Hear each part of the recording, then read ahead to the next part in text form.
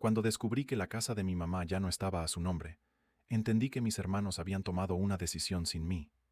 No fue una pelea, fue un movimiento silencioso. Y yo todavía no sabía que mi mamá había dejado algo preparado para ese momento. Cuando revisé el registro de la propiedad y vi que la casa de mi mamá ya no aparecía a su nombre, no sentí enojo inmediato. Fue más bien una sensación física, como un hueco en el estómago. Mis hermanos la habían vendido. No me avisaron, no me preguntaron, no hubo una conversación previa. Simplemente avanzaron como si mi opinión no existiera. En ese momento todavía no entendía cómo habían podido hacerlo tan rápido, ni con qué seguridad. Lo que sí supe fue que algo no cuadraba. Y también supe que yo estaba entrando tarde a una decisión que ya se había tomado sin mí. Antes de llegar ahí, necesito explicar un poco quiénes somos y de dónde venimos. Mi familia vivió toda la vida en una casa grande en la colonia Vista Hermosa, en Cuernavaca. No era una mansión, pero sí una propiedad sólida. Jardín, 2 plantas, cochera amplia. Mi papá la compró a finales de los 80, cuando esa zona todavía era accesible.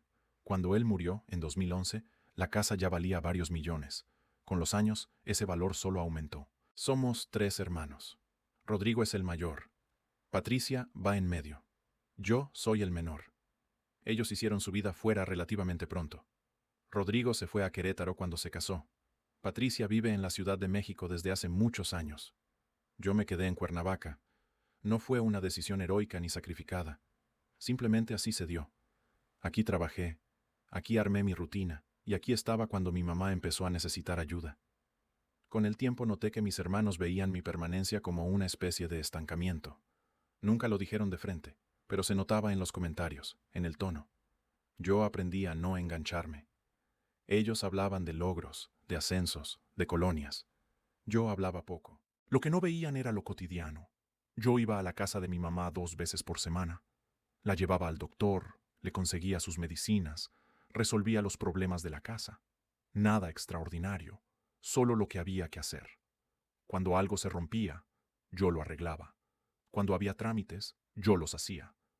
No lo veía como un favor. Era mi mamá. Su salud empezó a deteriorarse con más claridad alrededor de 2019. El diagnóstico fue insuficiencia renal.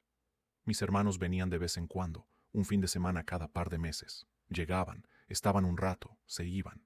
Yo era el que se quedaba cuando la noche se hacía larga y ella se sentía mal. Mi mamá falleció en marzo de 2023. Fue un proceso largo y doloroso, pero al final estuvo tranquila. Yo estuve con ella en el hospital los últimos 5 días. Rodrigo llegó el penúltimo día. Patricia alcanzó a llegar unas horas antes. Tal vez no sea del todo justo decir esto, pero en ese momento sentí que venían más por el trámite que por el dolor. Después del funeral, que se hizo en una funeraria sobre el Boulevard Díaz Ordaz, empezó lo que yo no esperaba, la prisa de mis hermanos por la casa. No habían pasado ni 3 semanas cuando Rodrigo me llamó por teléfono. Fue directo, como siempre. Dijo que lo mejor era vender la casa cuanto antes, repartir en 3 partes iguales y cada quien seguir con su vida. Le dije que me parecía muy pronto, que ni siquiera habíamos revisado si mi mamá dejó testamento. Rodrigo se rió. Me dijo, mamá no era de esas, Emilio. Ella no pensaba en eso. Ahí fue donde se equivocó, pero en ese momento yo tampoco lo sabía. O no del todo. Mi mamá me había mencionado algo una vez, como de pasada, unos 2 años antes de morir. Estábamos sentados en el jardín de su casa, ella tomando su té de manzanilla y yo revisando unos correos en el teléfono. Me dijo algo como, mijo, un día ve con el licenciado Mendieta. Él tiene unos papeles míos. Cuando yo ya no esté, ve con él. En ese momento no lo pensé así. Eso lo entendí después. Creí que hablaba de documentos del terreno, escrituras viejas, cosas así. No le di la importancia que merecía. Después de la llamada con Rodrigo, las semanas pasaron rápido. Yo estaba procesando el duelo a mi manera. Iba a la casa de mi mamá a regar las plantas, a revisar que todo estuviera bien. Todavía olía a ella. Ese detalle me partía. Un día de mayo, como 2 meses después del fallecimiento, fui a la casa y noté algo raro. Había una camioneta estacionada afuera y un tipo tomando fotos con una cámara profesional. Le pregunté qué hacía. Me dijo que estaba tomando fotos para una publicación inmobiliaria. Le pregunté quién lo había contratado. Me dio el nombre de una inmobiliaria en Querétaro, la inmobiliaria de un amigo de Rodrigo. Llamé a mi hermano. No contestó. Le mandé un mensaje. Me respondió 2 horas después con un texto que decía: más o menos. Ya hablé con Patricia. Los tres estamos de acuerdo en vender. Te va a tocar tu parte. Los tres estamos de acuerdo. Yo nunca dije que sí. Ahora que lo cuento suena calculado, pero en el momento solo estaba reaccionando. Sentí una mezcla de rabia y confusión que no sabía cómo manejar. Pero algo se activó en mi cabeza. Recordé lo que mi mamá me había dicho en el jardín. El licenciado Mendieta. Busqué en los papeles de mi mamá, en un archivero viejo que tenía en su cuarto. Encontré una tarjeta de presentación. Lic. Arturo Mendieta, notario público 14 de Cuernavaca. La tarjeta estaba amarillenta, pero el número todavía servía. Hice la cita para el día siguiente.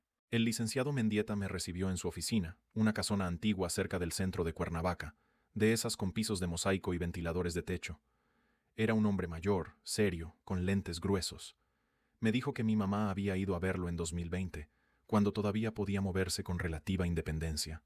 Había dejado un testamento público abierto, registrado ante notario, perfectamente legal. En ese testamento, mi mamá hacía algo que mis hermanos jamás imaginaron. La casa, el terreno y la construcción, me la dejaba a mí en un 60%. El 40% restante se dividía en partes iguales entre Rodrigo y Patricia, pero había más. Mi mamá incluyó una cláusula donde explicaba sus razones. No era obligatorio legalmente, pero ella quiso dejarla. Decía, en resumen, que el hijo que se quedó, que cuidó, que estuvo presente, merecía la mayor parte de lo que ella tenía, y que los otros dos ya habían recibido ayuda económica a lo largo de los años. Rodrigo para el enganche de su casa en Querétaro, Patricia para un negocio que puso y que cerró a los 2 años. Puede que mi mamá no haya sido perfectamente justa en términos absolutos, pero así lo decidió ella, y lo hizo ante notario, con todas las formalidades.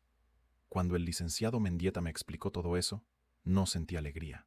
Sentí algo que se parecía más al alivio, como si mi mamá, desde donde estuviera, me estuviera diciendo: yo sí vi lo que hacías. Lo siguiente fue lo difícil. Le pedí al licenciado Mendieta que me asesorara sobre cómo proceder. Me explicó que la venta que mis hermanos estaban intentando hacer era ilegal si no contaban con mi consentimiento y si no se había hecho el proceso sucesorio correspondiente. Sin testamento abierto, habrían podido intentar una sucesión intestamentaria repartiéndose todo en partes iguales, pero con testamento registrado, la cosa era completamente distinta. Contraté a un abogado que me recomendó el propio Mendieta. Iniciamos el juicio sucesorio testamentario. Mis hermanos fueron notificados formalmente.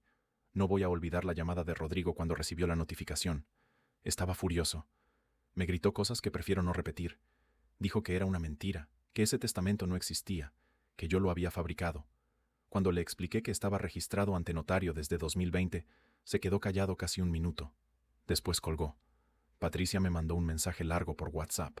El tono era distinto, más bien dolido. Decía que no era justo, que ella también era hija de mamá, que por qué a ella le tocaba menos. Le respondí con calma. Le dije que yo no había escrito el testamento, que eso lo decidió mamá, y que si ella sentía que era injusto, podía impugnarlo legalmente, como era su derecho. No lo impugnaron.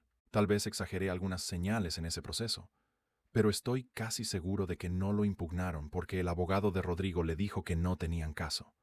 El testamento era claro, estaba bien hecho, y las cláusulas de explicación de mi mamá eran devastadoras para cualquier intento de disputa. La venta que mis hermanos habían iniciado se detuvo.